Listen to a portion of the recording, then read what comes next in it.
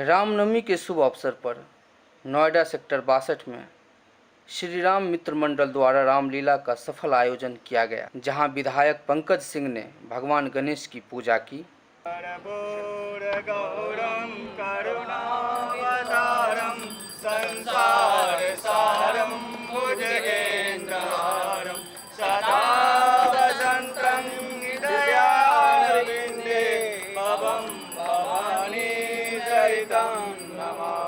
त्वमेव माता च पिता त्वमेव बन्धु च सखा त्वमेव विद्या द्रविणं त्वमेव सर्वं मम देव।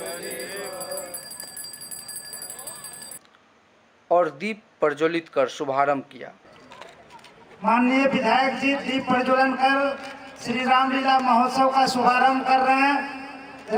प्रियानंद जी, हमारे सभी श्री राम मित्र मंडल के सभी सम्मानित पदाधिकारीगण, सदस्यगण, यहाँ उपस्थित हमारे भाइयों बहनों, दुर्गा पूजा की और विजयदशमी की आप सब लोगों को बहुत बहुत शुभकामनाएं मैं देना चाहता हूँ। देशवासियों को सभी लोगों को दुर्गा पूजा विजयदशमी की बहुत सारी शुभकामनाएं।